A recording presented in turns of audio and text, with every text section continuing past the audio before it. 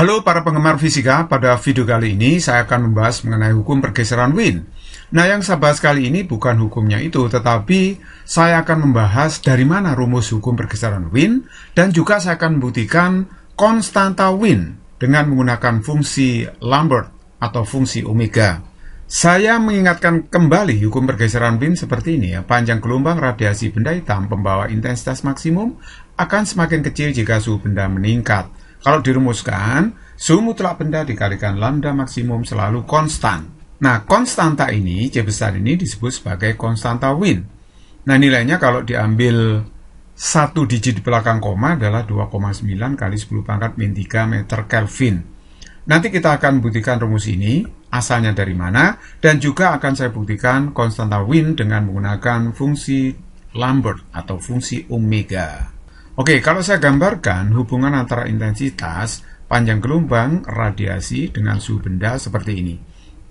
Ini maksudnya pada suhu tertentu ya. Nah, kita peroleh grafik mirip bukit seperti ini ya. Ini namanya grafik distribusi I lambda T. Fungsi distribusi Max Planck itu bisa dirumuskan seperti ini. I lambda T sama dengan 8 pi Hc per lambda pangkat 5 dikali 1 per E pangkat Hc per lambda kT min 1. Nah, H itu adalah konstanta Planck, nilainya 6,6261 kali 10 pangkat min 34 Joules Scon. Nah, sedangkan C cepat terbaca dalam vakum 2,9979 kali 10 pangkat 8 meter per sekon, sering dibulatkan 3 kali 10 pangkat 8. Nah, kalau K ini menyatakan konstanta Boltzmann, nah nilainya 1,3806 kali 10 pangkat min 23 Joule per Kelvin. Nah, semua saya ambil 4 digit di belakang koma ya. Saya misalkan bahwa A itu sama dengan 8 pi Hc. Nah, sedangkan B saya misalkan Hc per kT. Nah, Hc per kT sama dengan B ini saya namakan persamaan 1. Nah, oleh sebab itu persamaan ini bisa saya tulis lebih pendek seperti ini. Nah, 8 pi Hc tadi saya singkat sebagai A, saya misalkan A. Terus kemudian Hc per kT itu B. Akhirnya persamaannya jadi seperti ini ya. Nah, kemudian saya sederhanakan. Ini lambda pangkat 5 saya bawa sebagai pembilang. Akhirnya di sini A lambda pangkat min 5 dibagi dengan E pangkat B per lambda min 1. Nah, terus kemudian perhatikan A lambda pangkat min 5 ini saya umpamakan U. Sedangkan E pangkat B per lambda min 1 itu saya umpamakan V. Berarti ini sama dengan U per V. Kenapa dibuat begini? Coba perhatikan baik-baik. Saya akan mencari lambda maksimum pembawa intensitas paling tinggi. Automatically, fungsi ini harus diturunkan secara parsial terhadap lambda.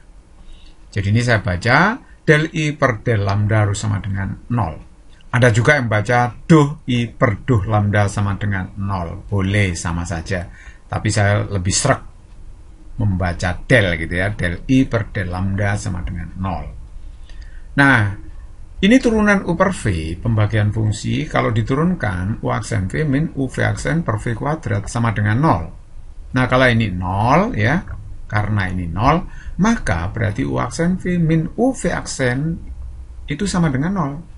Kalau ini pembilangnya sama dengan 0, berarti U aksen V sama dengan UV aksen.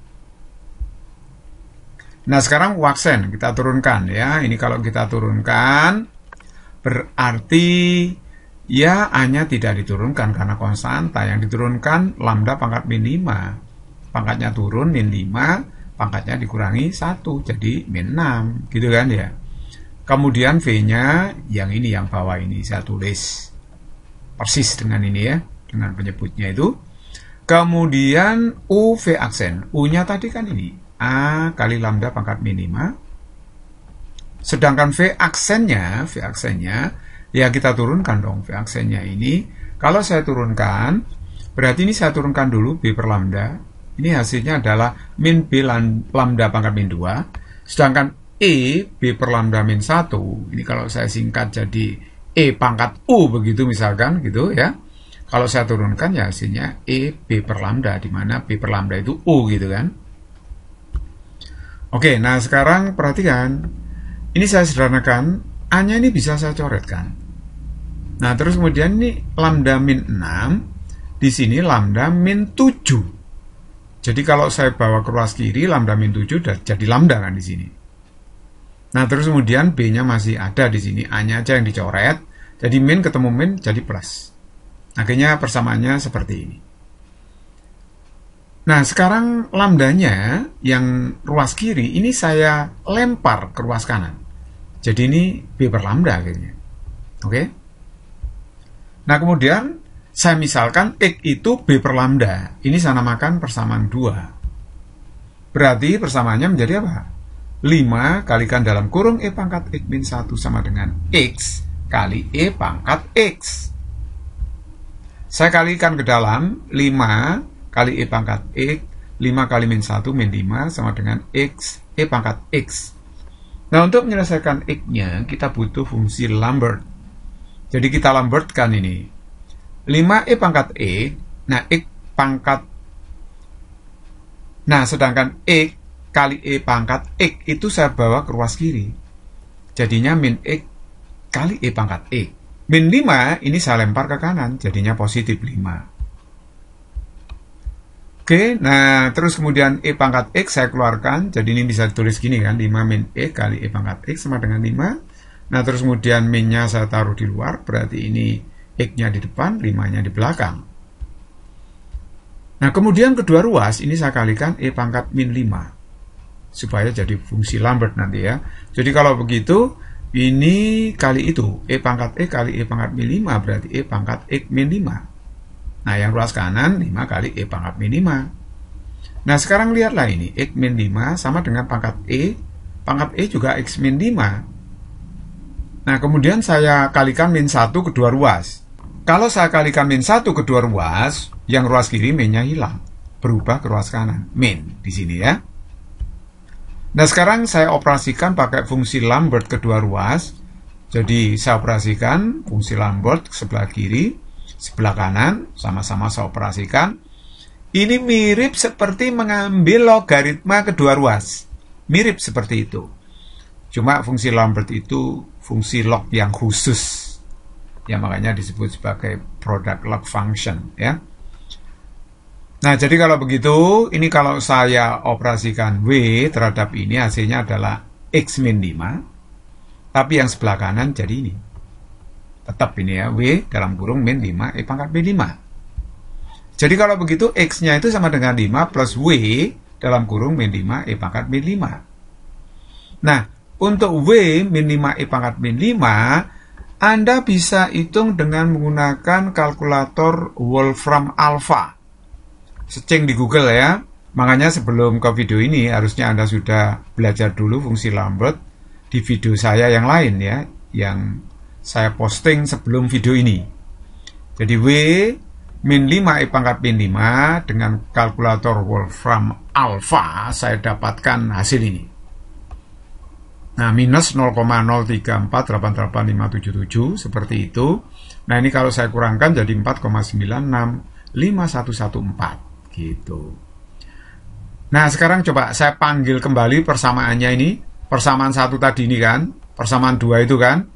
Nah, coba X-nya saya substitusikan ke sini. Berarti X-nya masuk sini sama dengan B per lambda, tapi B-nya C per KT kan. Oleh sebab itu kalau begitu, B-nya ini diganti aja dengan HC per KT. Akhirnya seperti ini. Ya kan? Nah, kita kan mau mencari T kali lambda. Nah, kalau begitu, ya sudah, kita masukkan aja konstanta-konstantanya. H itu tadi, masih ingat ya, ini hanya konstanta Planck. 6,6261 kali 10 pangkat min 34, C-nya tadi ini, sedangkan konstanta Boltzmann tadi ini, ya toh. Kemudian T kali lambda biarkan. Nah, T kali lambda saya sendirikan di ruas kiri, T kali lambda berarti sama dengan ini. Nah, yang 4,9 itu saya lempar ke ruas kanan ya. Oke, jadi kalau begitu ini jika saya hitung dengan kalkulator hasilnya adalah 2,898 kali 10 pangkat min 3. Nah, ini kalau saya bulatkan satu digit di belakang koma, 2,9 kali 10 pangkat min 3. Nah, ini sering ditulis T kali lambda sama dengan C besar. Nah, C besar ini disebut sebagai konstanta Wien yang nilainya 2,9 kali 10 pangkat min 3 meter Kelvin. Ternyata cukup mudah ya membuktikan rumus pergeseran wind dan konstanta wind dengan menggunakan fungsi Lambert. Semoga bermanfaat. Music is very easy and fun.